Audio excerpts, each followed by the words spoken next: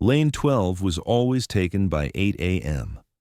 The old man would sign in with just a last name, Harrison, and disappear to the far end of the range. He brought his own rifle, his own ammunition, and never spoke to anyone. The SEAL recruits training at the facility had nicknamed him the Ghost because he seemed to appear and disappear without anyone noticing. But that changed the morning when recruit Alex Chen dropped his hearing protection and crawled under the shooting bench to retrieve it. That's when he saw the old man's boots. Military issue, still polished. And when Alex looked up, he saw something else that made his heart skip a beat. Welcome to Veteran Stories. Before we continue this powerful story of hidden legends, silent respect, and earned brotherhood, tell me in the comments which city you're watching from today. And if you believe stories like these need to be remembered, hit that subscribe button and help us make sure they are. The San Diego Naval Training Facility's shooting range opened every morning at 7 a.m. sharp, but Robert Harrison was always there by 6:45. He never said much to the range officer, just signed the clipboard with his slow, deliberate handwriting. Last name only. No rank, no small talk, just a nod and then those same quiet steps to lane 12, the farthest position from the main building. At 67, Harrison looked like what he was, a man carrying the weight of years in his shoulders and memories in his eyes. He wore the same outfit every Tuesday and Thursday, faded Levi's, a tan flannel shirt rolled to his forearms, and a brown baseball cap that had once been blue. No patches, no slogans, no indicators of anything beyond a man who liked routine and precision shooting. His rifle case was old but well-maintained, scarred leather that spoke of decades of use. Inside was a custom .308 that most shooters would recognize as expensive, but Harrison treated it like a tool rather than a treasure. He'd set up methodically, rifle, scope adjustment, ammunition lined up in perfect rows, shooting mat positioned exactly the same way every session. The SEAL recruits used the range 3 times a week for advanced marksmanship training. They were young, confident, fresh from Hell Week and proud of their expert ratings. They'd notice Harrison sometimes, the old guy who never missed, who fired with mechanical precision, who seemed immune to wind, weather, or distraction. They'd nicknamed him the Ghost, not because he was scary, but because he had a way of appearing and disappearing without anyone quite noticing when he arrived or left. On this particular morning, 3 SEAL recruits were running their qualification course on lanes 8, 9, and 10. Alex Chen, 24, from Seattle, the kind of precise analytical mind that excelled at technical challenges. Marcus Webb, 26, from Texas, built like a linebacker with the patience of a sniper. And Danny Rodriguez, 23, from Chicago, quick-thinking and observant, the type who noticed details others missed. They'd been shooting for an hour when Danny first commented on Harrison's rhythm. "Listen to lane 12, he said during a reload break. They paused. Harrison's shots came in perfect intervals. 3 shots, pause, examine target, 3 more shots. No variance, no hesitation, no wasted movement. Old guy's got discipline, Marcus admitted. Old guy's got skills, Alex corrected, squinting downrange at Harrison's target. Even from their position, they could see the tight grouping. Shots that would make their instructors proud. Think he's former military? Danny asked. Marcus shrugged. Half the guys here are former something. Doesn't mean much. But Alex was studying Harrison more carefully now. The way he held his rifle, the way he controlled his breathing, the way he never seemed to rush or second-guess himself. This wasn't hobby shooting. This was professional-level precision maintained through decades of practice. 20 minutes later, Alex made the mistake that changed everything. He was adjusting his scope when his hearing protection slipped from the bench and clattered under the shooting table. Annoyed, he got down on his hands and knees to retrieve it. That's when he saw Harrison's boots. Not civilian boots, not hunting boots, military-issue combat boots polished to a shine that spoke of decades of military discipline. The leather was old but perfectly maintained, and Alex could see where the steel toe had been reinforced. Alex's eyes traveled upward. Harrison's pants weren't just jeans, they were tactical pants, faded but cut for utility. And his belt. Alex's breath caught. The belt buckle was small, unobtrusive, but Alex recognized it. Naval Special Warfare Command. He was about to look away when Harrison shifted position slightly, and Alex saw something that made his blood run cold. A tattoo on Harrison's forearm, just visible beneath the rolled-up flannel sleeve. Faded, but unmistakable. A seal trident surrounded by markings Alex had never seen before. Old-school ink, the kind that predated modern tattoo parlors. The kind that was earned, not bought. Alex remained frozen under the table, his mind racing. That wasn't a regular seal trident, the markings around it, the style, the obvious age. This was something from the early days of naval special warfare, back when the rules were different and the missions were darker. Alex emerged from under the table slowly, his hearing protection forgotten in his trembling hands. He looked at Marcus and Danny, who were still focused on their own shooting, then back at Harrison. The old man continued firing as if nothing had happened. 5 more shots, each one perfect, each one placed with the kind of precision that comes from muscle memory built under pressure. "Guys," Alex whispered, his voice barely audible over the range noise. Marcus looked over. "You find it?" "Forget the hearing protection. Look at his boots." Danny squinted toward lane 12. "What about them?" "Those are combat boots, polished, and look at his belt buckle." Marcus focused harder. His eyes widened slightly. "Is that Naval Special Warfare Command?" Alex confirmed. "And that's not all." Alex discreetly pointed toward Harrison's exposed forearm. "Look at his tattoo." All 3 recruits stared. Even from their distance, the outline was visible, the unmistakable shape of a seal trident, but different somehow, older, more complex. "Holy shit," Danny breathed. "That's not modern ink," Marcus said, his voice filled with sudden respect. "That's old school, Vietnam era." For the next 30 minutes, the 3 recruits shot poorly. Their focus was entirely on Harrison, watching every movement, every habit, every detail they'd overlooked for weeks. Harrison's shooting stance was textbook, but it was textbook from an era when the book was written by men who'd written it in blood. His reload technique was faster than any of theirs, despite his age. His target analysis was brief but thorough. The efficiency of someone who'd learned that hesitation in examining results could be the difference between life and death. "We have to say something," Alex finally said. "Say what?" Marcus replied. "Hey, old man, are you a war hero?" "We can't just pretend we didn't see it," Danny added. They watched Harrison finish his ammunition box, exactly 30 rounds, as always. He began his methodical cleanup routine: rifle disassembly, brass collection, target retrieval. "Now or never," Alex said. The 3 recruits exchanged glances, then walked over to lane 12 together. Harrison was packing his rifle case when he noticed 3 young men approaching. He looked up calmly, no surprise in his expression, as if he'd been expecting this moment. "Help you boys with something?" His voice was gravelly but not unfriendly. Alex stepped forward, suddenly unsure how to begin. "Sir, we're SEAL recruits training here. We've been watching your shooting and—" Harrison continued packing without hurrying. "And—" "Sir," Danny interjected, "we couldn't help but notice your boots. And your belt buckle." Harrison's hands paused for just a moment. "You boys are observant."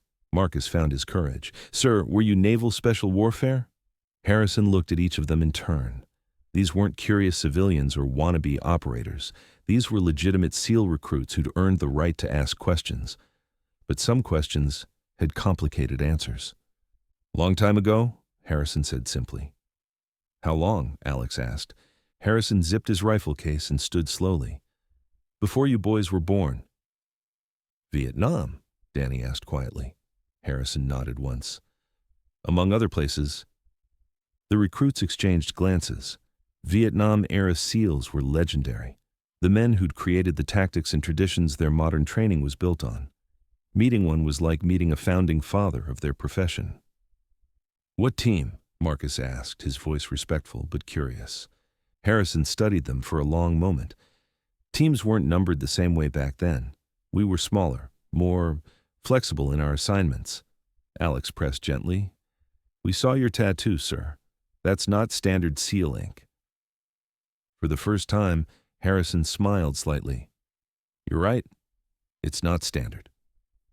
He rolled up his sleeve fully, revealing the tattoo in its entirety. The SEAL trident was there, but surrounding it were symbols and markings that predated modern naval special warfare, unit designations that didn't exist in any current manual, operation markers that referred to missions that had never been declassified. "This is from when things were different," Harrison said, "when we didn't have manuals for everything we did." Danny swallowed hard. "Sir, what did you do?" "What needed to be done," Harrison replied. "Cambodia, Laos, places that weren't supposed to exist on any map. We went in dark, came out quiet, and never talked about it." Marcus felt a chill run down his spine. They weren't just talking to a Vietnam veteran. They were talking to one of the original operators, someone from the era when SEAL teams conducted missions so classified that most of the government didn't know they happened. "How many deployments?" Alex asked. "Stopped counting after 12. Things blended together after a while." Harrison began walking toward the range exit, the recruits following at a respectful distance. "Sir," Danny called out, "why do you come here?" "To this range." Harrison stopped and turned around. "Because this is where you boys train, and someone needs to make sure you're doing it right." "You've been watching us?" Marcus asked. "For 6 months," Harrison confirmed.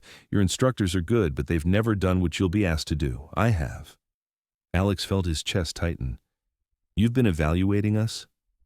"I've been hoping you'd notice me. Took you long enough." Harrison set down his rifle case and looked at each recruit seriously. "You want to know what I did? I survived when survival wasn't guaranteed. I completed missions when completion seemed impossible. And I learned that the difference between coming home and not coming home isn't just training. It's instinct, intuition, and the ability to think when thinking seems impossible." Over the next hour, Harrison shared things their instructors had never taught them. Not classified information, but hard-won wisdom about reading environments, about trusting their training when their minds wanted to panic, about the mental discipline that kept operators alive in situations their textbooks couldn't prepare them for. "Your generation has better equipment, better intelligence, better support," Harrison said. "But the fundamentals haven't changed. When everything goes wrong, and it will go wrong, you fall back on basics: breathing, positioning, clear thinking, and trust in your team." The recruits listened with the intensity of students who recognized they were receiving knowledge that couldn't be found in any manual. "Sir," Alex asked, "would you be willing to work with us?" Unofficially. Harrison was quiet for a long moment. "I've been retired for 20 years. I came here to shoot, not to teach." "But you've been watching us," Danny pointed out. "You've been evaluating us. That sounds like teaching to me." Harrison agreed to meet with them twice a week, always at the range, always after official training hours. Not as an instructor, he had no official capacity, but as someone sharing experience with the next generation of operators. These sessions became legend among the SEAL recruits. Harrison never talked about specific operations, never revealed classified information, but he taught them things they couldn't learn anywhere else. How to read the micro-expressions of hostile contacts, how to move through urban environments with the fluid confidence of someone who belonged, how to make split-second decisions when incomplete information was all you had. "Modern warfare gives you technology," Harrison would say, "but technology fails. Satellites go dark, communications get jammed, intelligence gets compromised. When that happens, you're back to fundamentals: reading people, reading situations, and trusting instincts you've trained into muscle memory." 3 months into their informal arrangement, Harrison announced he had a final exercise for them. "Urban environment," he said. "You'll be given a scenario, limited information, and 60 seconds to make a decision that affects civilian lives. There's no manual for what I'm going to show you." The exercise took place in an abandoned warehouse that the Navy sometimes used for training. Harrison had set up a complex scenario involving multiple rooms, civilian actors, and incomplete intelligence. All 3 recruits failed the first attempt. "You're thinking like students," Harrison told them afterward. "You're following procedures, checking protocols, waiting for permission. In the real world, hesitation kills people." They ran the scenario again. This time, they thought like operators. All 3 passed. Word of Harrison's unofficial mentoring reached the base commander through the recruits' improved performance evaluations. Instead of shutting it down, Commander Sarah Mitchell decided to investigate. She found Harrison at the range on a Thursday morning, setting up at lane 12 as usual. "Mr. Harrison?" He looked up calmly. "Commander, I understand you've been working with some of our recruits. I've been sharing coffee and conversation. If that's against regulations." Mitchell smiled. "It's not. But I'm curious about your background. Our records show no Robert Harrison with naval special warfare experience." Harrison continued preparing his rifle. "Records from my era weren't always complete. Some names got buried along with the missions." "What's your real name?" Harrison paused in his rifle assembly and looked directly at her. "Does it matter?" "I'm not asking for recognition, Commander. I'm not writing a book or selling a story. I'm just trying to make sure these kids don't make the same mistakes we did." Commander Mitchell had been in the Navy for 18 years. She'd learned to recognize the difference between veterans seeking attention and veterans seeking to serve. Harrison was clearly the latter. "The recruits' performance has improved dramatically since they started talking with you," she said. "They're good kids. They just needed someone to teach them what the manuals can't." "What the manuals can't?" Harrison finished assembling his rifle and looked downrange. How to think when thinking stops working. How to move when movement means exposure. How to make decisions when all the options are bad. Mitchell understood. "You're teaching them to operate in chaos." "I'm teaching them to operate like their lives depend on it. Because they will." 2 weeks later, Harrison received an unexpected visit at his small apartment near the base. Commander Mitchell stood at his door with a folder in her hands. "May I come in?" Harrison's apartment was sparse but clean. Military precision in civilian surroundings. Mitchell noticed the bookshelf filled with military history texts, the single-framed photograph of 8 men in combat gear, and the Purple Heart displayed quietly on a side table. "We did some research," Mitchell said, opening the folder. "Deeper research, pre-digital records, archived files, classified document reviews." She pulled out a heavily redacted document. "Chief Petty Officer Robert Harrison, SEAL Team 1, served 1974 to 1994, Cambodia, Laos, Grenada, Panama, early Gulf War operations, Silver Star, Bronze Star with V device, Purple Heart with oak leaf clusters." Harrison was quiet. "The operations listed here, most are still classified, but the medals speak for themselves." "Medals don't mean much if no one comes home," Harrison said. "According to this file, you brought home a lot of people who wouldn't have made it otherwise." "I have a proposition," Mitchell continued. "Nothing official, nothing that would require you to deal with bureaucracy or paperwork. But these recruits need what you're teaching them. Would you consider a consulting arrangement, twice a week scenario-based training, sharing experience without sharing classified details?" Harrison considered this carefully. "I'm not looking to relive the past, Commander. I'm not asking you to. I'm asking you to help prepare the future." Harrison walked to his window, looking out toward the base where young men were training for missions he hoped they'd never have to undertake, but knew they probably would. "Same conditions as before," he said finally. "No rank, no ceremony, no official records. I'm just a civilian who knows things they need to learn." Agreed. Over the following months, Harrison's informal sessions became the most requested training among SEAL recruits. He never wore a uniform, never accepted official recognition, but his impact was measured in the confidence and competence of the operators he helped prepare. Alex Chen went on to complete his SEAL training with scores that set new records. Marcus Webb became a team leader known for his calm decision-making under pressure. Danny Rodriguez developed a reputation for reading hostile situations with almost supernatural accuracy. They all credited Harrison, though Harrison refused any credit. "I didn't do anything special," he'd tell anyone who asked. "I just reminded them that being a SEAL isn't about what you can do when everything goes right. It's about what you do when everything goes wrong." 1 year after that first conversation at Lane 12, the 3 recruits, now full SEALs assigned to active teams, returned to the range for a reunion with Harrison. They found him at his usual position, firing his usual precise patterns. "Sir," Alex called out during a reload break. Harrison looked up, and for the first time in their relationship, he smiled broadly. "How are you boys doing?" We're doing well, sir, thanks to you. Marcus stepped forward. Sir, we brought you something. He handed Harrison a wooden box. Inside was a custom challenge coin, not official military issue, but something the three had commissioned. One side bore the seal trident, the other had a simple inscription. The ghost of Lane 12. Teacher, mentor, brother. Harrison turned the coin over in his weathered hands. You boys didn't need to do this. Yes, sir, we did, Danny said, because what you taught us out there, it's already saved lives. Robert Harrison returned to Lane 12 the following Tuesday, just like always. Same routine, same precision, same quiet presence. But now occasionally he'd nod to the new recruits training a few lanes over. And sometimes, when they asked respectful questions about technique or mindset, he'd pause his shooting to share a word of advice.